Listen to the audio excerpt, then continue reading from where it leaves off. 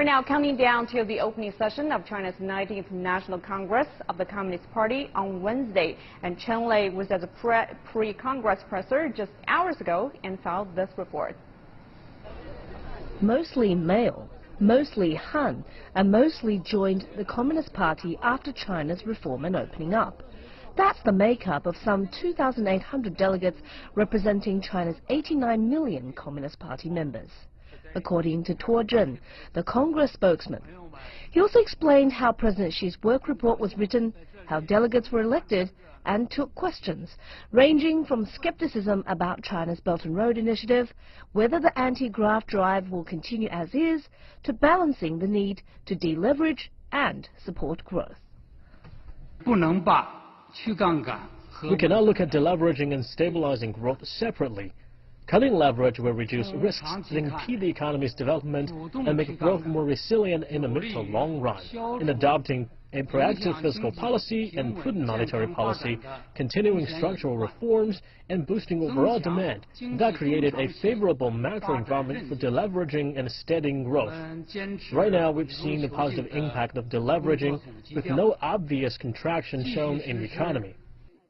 To the 1,800 overseas reporters covering the Congress, the focus is what China's growth story means for their countries. On the concerns foreign companies have about the Made in China 2025 drive, the message from the government was clear. All of the policies relating to Made in China 2025 are applicable to all businesses operating in China, whether they are foreign-owned or China-owned. In the process, we proactively seek international cooperation and foster a favorable environment for concrete collaboration between companies. Worth mentioning is that some developed countries restrict many of their exports to China. We hope everyone can be more open, and we welcome more international companies to join the effort in building a stronger China. During last years, it's really more than 6 billion milliards we have total trade. So, and every year we have increasingly common cooperation, especially in the economical sphere. And now we have some future. The most important thing for me and for my newspaper is the fact that the eradication of poverty has made such a big progress. I mean, today you have decreased poverty by millions of people. I mean, millions, hundreds of millions of people have a better standard of living.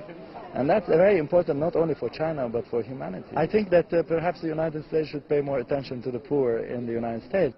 Over the next week, it may seem the world's press will pay more attention to the final lineup of China's top leadership than signs of progress in reforms.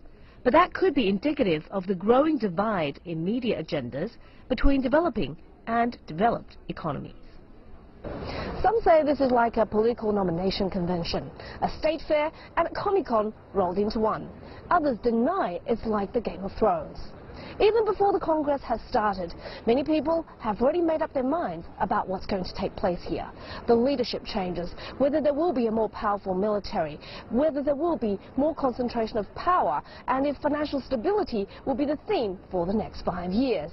Still, people want to pore over the work report, scrutinize every word that's being said here, because they want to hear how the apex of power will be driving the world's growth engine and an $11 trillion economy.